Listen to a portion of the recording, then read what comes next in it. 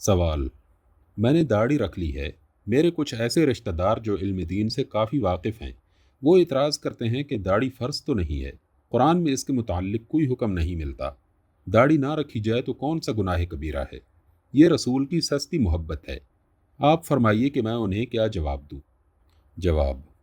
داڑھی کے متعلق آپ نے جو سوال مجھ سے کیا ہے، اس پر ایک انگریز نو مسلم کا واقعہ یاد آ گیا، جس نے اسلام کا اچھا خاصا مطالعہ کرنے کے بعد اس کو قبول کیا تھا۔ قبول اسلام کے بعد ہی اس نے داڑھی مونڈنی چھوڑ دی۔ بعض لوگ جو اسی طرح کے علم دین سے کافی واقف تھے، جیسے آپ کے یہ عزیز ہیں، کہنے لگے کہ داڑھی رکھنا اسلام میں کچھ ایسا ضروری کام تو نہیں ہے، پھر کیوں خام خواہ آپ نے داڑھی مونڈنی چھوڑ دی؟ اس نے جواب دیا: میں ضروری اور غیر ضروری تقسیم نہیں جانتا، میں بس یہ جانتا ہوں کہ پیغمبر صلی اللہ علیہ وسلم نے اس کا حکم دیا ہے۔ جب میں نے پیغمبر صلی اللہ علیہ وسلم کی اطاعت قبول کر لی تو حکم بجا لانا میرا فرض ہے۔ کسی ماتحت کا یہ کام نہیں کہ افسر بالا کے احکام میں سے کسی کو ضروری اور کسی کو غیر ضروری قرار دے۔ بس یہی واقعہ اپنے ان عزیزوں کو سنا دیجئے اور ان سے یہ بھی پوچھئے کہ یہ تو خیر رسول صلی اللہ علیہ وسلم کی سستی محبت ہے، جناب نے اگر کسی مہنگی محبت کا ثبوت دیا ہو تو ارشاد فرمائیے۔ اگر ایک نوکر آقا کے آسان احکام کی تعمیل سے بھی گریز کرتا ہے تو وہ امور مہمہ کو کیسے سر انجام دے سکے گا؟ ہم سستی اور مہنگی محبت کا فرق نہیں جانتے، ہمیں تو پوری طرح اس راستے پر چلنا ہے جس پر نبی صلی اللہ علیہ وسلم چلے ہیں، اور ان احکام کی تعمیل کرنی ہے جو آپ نے دیے ہیں۔ اس سلسلے میں ایک بات اور سمجھ لیجئے،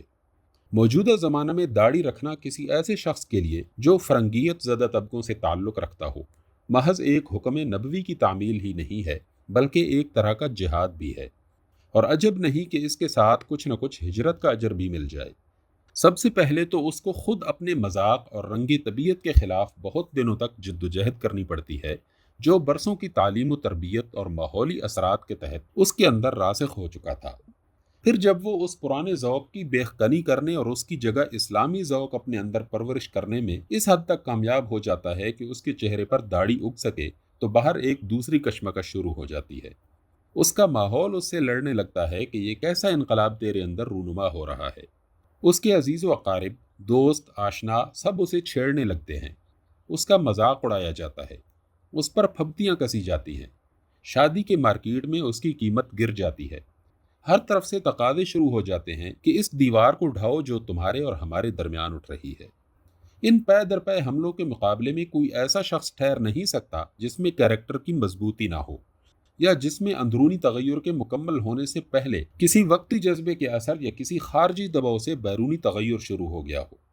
ایسا شخص تھوڑا یا بہت مقابلہ کرنے کے بعد آخر کار اپنے ماحول سے شکست کھا جاتا ہے، اور بہروپیوں کی طرح پھر وہی وضع اختیار کر لیتا ہے جسے چھوڑنے کی اس نے نمائش کی تھی۔ مگر جو مضبوط کیریکٹر رکھتا ہو اور جس کا باطنی انقلاب پائیدار بنیادوں پر اٹھا ہو، وہ پوری ثابت قدمی کے ساتھ اس مقابلہ میں ڈٹ جاتا ہے، اور اس استقامت کے نتیجے میں دو زبردست فائدے حاصل ہوتے ہیں۔ ایک یہ کہ اس کے اندر موجود کافرانہ ماحول کے خلاف دوسرے میدانوں میں بھی کامیاب لڑائی لڑنے کی طاقت پیدا ہو جاتی ہے۔ دوسرے یہ کہ جس مضبوط سیرت کا اس نے ثبوت دیا ہے، اس کا رعب اس کے ماحول پر طاری ہو جاتا ہے، اور اس کی تبلیغ و تلقین میں اتنا وزن پیدا ہو جاتا ہے کہ اپنی سوسائٹی کے دوسرے اصلاح پذیر لوگوں پر بھی وہ اثر ڈال سکے۔ اکثر لوگ اس حقیقت سے بے خبر ہیں کہ اس زمانہ میں منڈی ہوئی داڑھی محض ایک وضع نہیں ہے، بلکہ ایک کلچر اور ایک مذہبی زندگی کا نمایاں ترین شعار ہے۔ اس شعار کو چھوڑنا دراصل کلچر اور اس مذہبی زندگی کو چھوڑنے کا اعلان ہے جس کا یہ شعار ہے، اور داڑھی رکھنا کم از کم موجودہ حالات میں تو عملاً اسلام کو ایک کلچر اور ایک مذہبی زندگی کی حیثیت سے اختیار کرنے کا ہم مانی ہے۔ یہ ترک و اختیار اس وقت تک حقیقی اور پائیدار نہیں ہو سکتا جب تک فی الواقع آدمی کے نفس میں مغربی کلچر اور مذہبی زندگی کا اچھی طرح قلع قمع نہ ہو جائے،